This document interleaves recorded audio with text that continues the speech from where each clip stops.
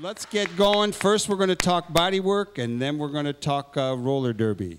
Let's start off with my good friend and the guy who manipulates my body, Randy Cummins. Thanks, man. Good morning, Brother Michael. It's good to have you here. You know, we've talked many times while you've been working on me about how some of these techniques that you've developed are new and different, and maybe they aren't because, of course, bodyworking's been around for thousands and thousands of years, but we always talk about you coming on the show, and I finally got you, so good morning to you. Well, good morning, and it's good to wake up here at the Heartland Cafe. Yeah, man, you know, it's been a privilege to not only work on you, but just to do this type of work for the last 25 years now. And, you know, but anything that's considered new is always ancient. I mean, this reality, this consciousness of doing body work is as old as time, you know. I mean, after Adam and Eve, I think the third person that was created was a body worker, you know, so we just roll right into that. I think Adam and Eve were probably body workers. That's even good. I like that. Well, you know, for me, I had never really had a massage or anything. You know, the best we got was if you had leg cramps during football or after they were taping your ankles before you went out and played or practiced. Sometimes you get a little bit of manipulation, and the extent of healing for sore muscles was pretty much slapping a lot of analgesic balm or wintergreen on your leg. But then in the 1976, when we were starting the Heartland Cafe, there seemed to emerge a number of people who came out of the counterculture and political movements who were certainly tuned into doing yoga and athletics, doing a lot of running. And all of a sudden, there were these people around who would manipulate your body, who would massage you. And then the School of Massage Therapy, Chicago School of Massage Therapy started. Why don't you give us a little background about what was going on in the 70s into the early 80s when I first encountered you? Okay, man. I would gladly do that. And, you know, all those things you said, just getting stretches while you're injured or doing athletics or wintergreen or Bengay or whatever they call that topical application, that's all good stuff. And yeah, in the 70s, things rolled in a lot from the West Coast. They might have rolled in on roller skates, as far as I know. Probably did. And they brought with them a new awareness of body work. And in that awareness here, as it took root in the Midwest, as things have a tendency to do, to take deep roots and manifest into their own reality here, the Chicago School of Massage Therapy was founded by Bob King and Jim Hackett in 1980, I believe. They had studied themselves in the early 70s here in and around Chicago, and they started a school, and I had the privilege of being one of the first attending classes there, and they were amazing. They were, at the time, very conscious about what they were doing, and they really heightened our sense of the physical body and the energetic body, which is something that, as I continue to do this work, my appreciation of how that we have to work both with our physical and our energetic spiritual selves.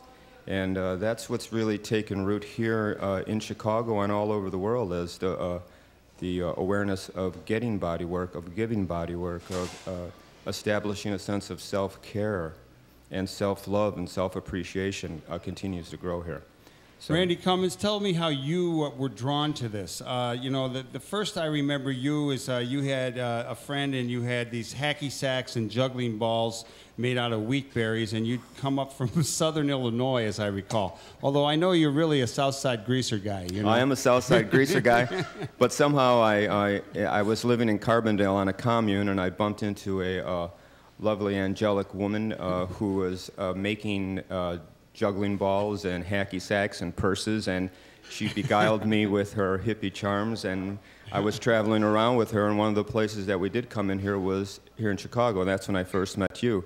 But Diane was her name, and probably still is her name, unless she's changed it for legal purposes, is she's the one that got me interested in it. She wanted to be a massage therapist, and we traveled all around the United States and checking out different massage schools, and they were lovely, and we settled in Chicago, and she went through the school, and then my life just continued to take me to massage, and I ended up going there and at the Chicago School of Massage Therapy, and It was basically, you know, it's interesting. Thought I was going to do something else, but What were you going to do, Randy? well, I was going to be. I was in Second City. I thought I was going to be an actor. I had many small businesses. You know, I had gas stations, moving business, flower business, everything. But those things continually fell away. And then as I continued to work on myself, the field of massage just opened up to me. So I started doing that, and I learned quite a bit at the Chicago School of Massage Therapy. And they gave me an opportunity to start to teach right away. Right. And with that teaching, I started to get into more of an energetic work. At the time, you know, they were very into anatomy, teaching the anatomy, the basic physical foundations of the body and the movement of the body. And I was schooled deeply in that. But then also, too, along with that, I was starting to study more of the subtle energy movements of the body. You know, I was coming here on the train this morning, and I started thinking about how when we talk about this work, even now, people have a tendency to shy away from talking about the spiritual aspect of it. And in thinking about that, I was thinking about that we all have a spirit inside of us, and a lot of those indications of the spirit are more like our breath or our heartbeat or this subtle energy that the Chinese call qi.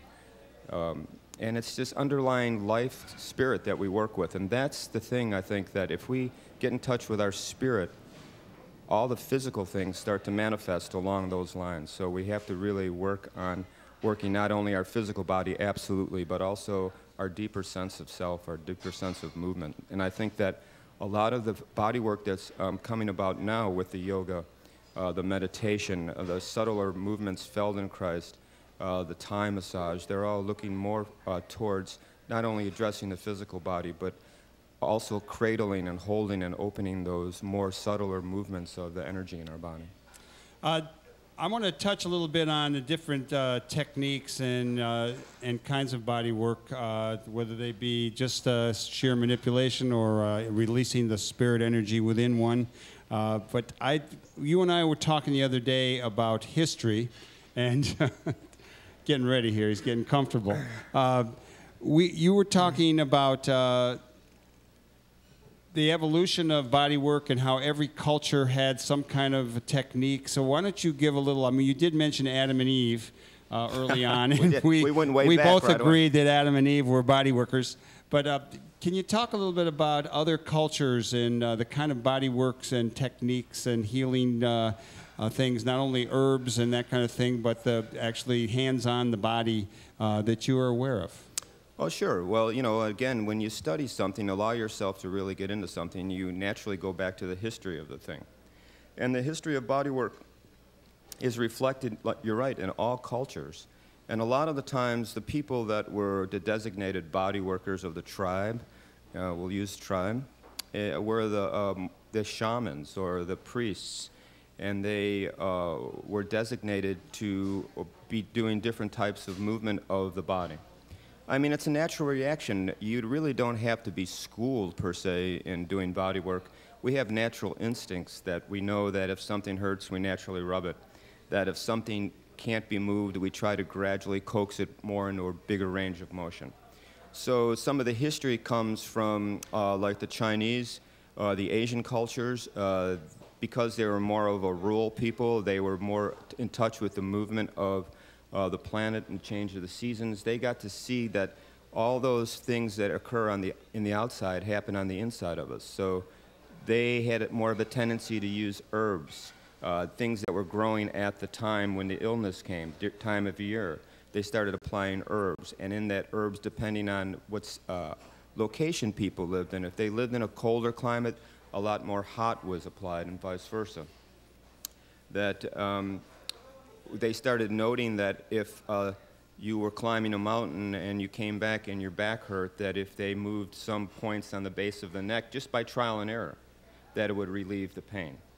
But also, too, these indigenous cultures were Native American cultures here in the U.S. They were more attuned to the underlying energetic aspect of it. So along with all the physical manipulations that evolved out of all these forms of work, there was always akin to that a sense of working with the underlying energy or spirit. So Rolfing, which came out of the Ida Rolf school. She herself studied in the 50s, but became more prevalent in the 60s around Big Sur in California and up into Esalen, that her sense of self was always so anatomically based, it was perceived, but she herself had a wonderful sense of the underlying energy that helped open up the physical body.